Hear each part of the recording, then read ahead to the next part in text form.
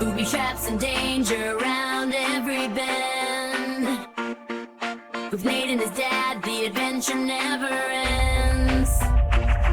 From the pyramids to the deepest jungle green, lost cities of gold, sights unseen, dusty tombs and treasures that gleam. They're living the life like an 80s dream alive. Hey now, Nate, let's start the engine, chasing relics, father, son stride.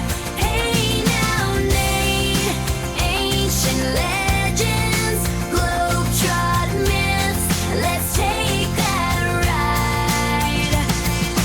Incan temples, desert sands, cryptic clues in foreign lands.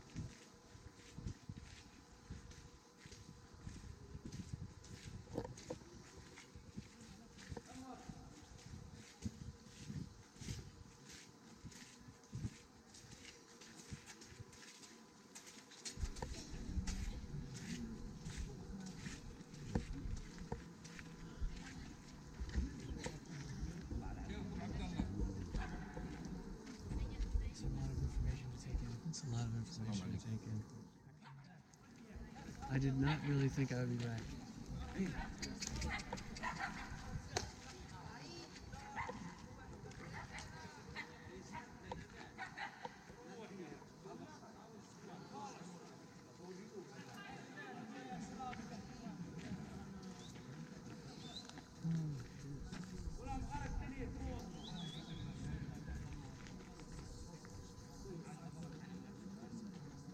Those dogs look like they got the same appearance as the thing we saw last night. Can you imagine how that dude felt in 1812, I think? I guess the modern story of Petra really does start with that dude in 1812, and we'll get to him in a minute. But as we were putting together this episode, it occurred to me that in all my previous videos about Petra, I never spoke about the history. How we got from a small group of nomads 2,500 years ago to what we see today. There are a lot of conflicting accounts out there. Some are based on romanticized versions of events written in the Middle Ages. Some are based on data once thought accurate but since amended. A lot of them just reference other out-of-date sources and in turn get referenced themselves. I've narrowed in on the timeframes and events where possible and invented my own most likely scenarios where direct evidence is lacking. It should be pretty clear which is which. To begin, the origin of the Nabatean people is currently unknown, though there are many theories. We do know, from the archaeological record, they had firmly established their claim on the region including Petra by the end of the 6th century BCE. We also know that the first permanent constructions of Petra date to the end of the 4th century BCE. The independent Nabatean kingdom was firmly established by the early 2nd century BCE and flourished for nearly 300 years, ending in 106 CE with their annexation by Rome as the province of Arabia Petraea. The city of Petra had its peak of power and grandeur from the 1st through 3rd centuries CE, initially as the capital of the Nabatean kingdom, later as a major trade and religious center of Roman Arabia Petraea. It's not a coincidence that this time period overlaps the Pax Romana. During that time, overland trade between Arabia and Syria was at its most brisk, and the surrounding region was most politically stable. This is a period during which we believe the most impressive of Petra's monuments were created, including al-Khazneh. By the beginning of the 4th century, as trade routes gradually switched from land to sea, Petra's importance and its wealth slowly declined. In 363, a powerful earthquake caused extensive damage to the city's complex water management system and toppled many large public buildings. Most of them were then simply left to ruin. The fall of Petra, though it would take centuries, had begun. Under Byzantine rule, Arabia Petraea was subdivided, and Petra again became a capital, this time of the province of Palestina Tertia. In the early 7th century, the Sassanid Persians occupied the region for several years. The Byzantine Empire then briefly recaptured the territory before permanently losing it in the Muslim conquest of the Levant circa 636. By that point, Petra was so diminished that its capture didn't even merit mention in early Islamic records. Another major earthquake struck the area in 749. It was around this time also that Muslim power shifted from Damascus to Baghdad with the Abbasid Caliphate.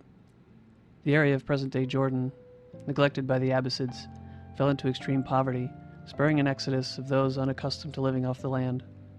By 800, nearly all the remaining inhabitants of Petra had abandoned what was left.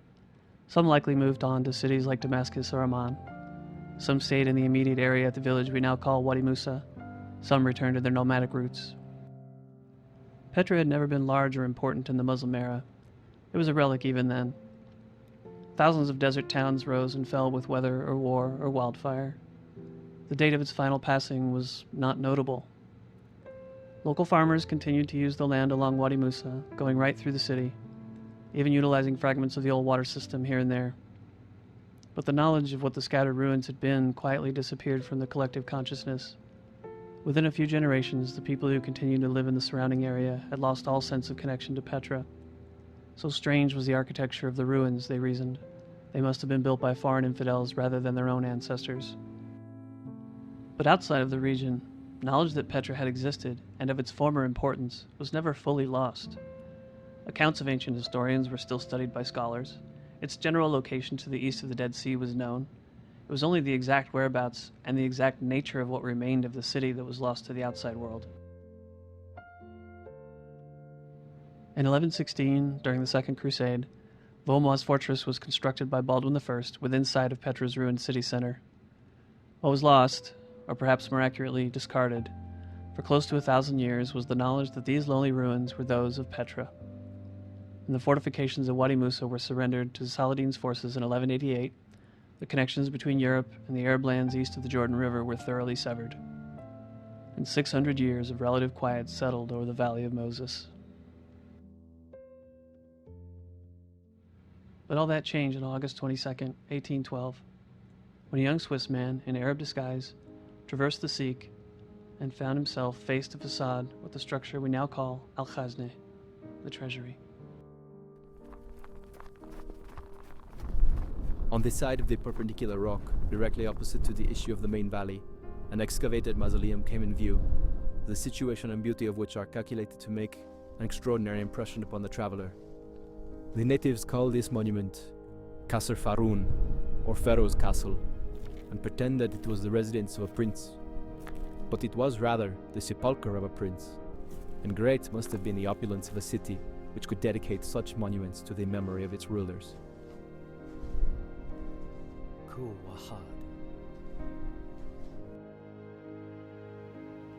Johann Ludwig Burckhardt, or Louis as he called himself in his letters home, was 27 years old when he became the first verifiable European to visit Petra since the end of the Crusades. He was traveling from Aleppo to Cairo with a mission to continue on to Timbuktu in search of the source of the river Niger. It was a dangerous route for an outsider at the time, so he spent a few years learning the Arabic language and customs before setting out, disguised as a poor traveler so as not to arouse suspicion or invite outright robbery.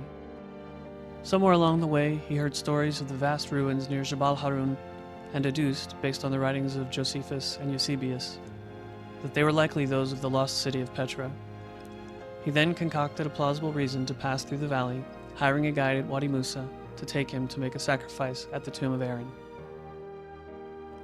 Louis Burckhardt never completed his journey. He got as far as Cairo, experiencing a lifetime's worth of adventures along the way, and died there of dysentery in 1817. He was 32 years old.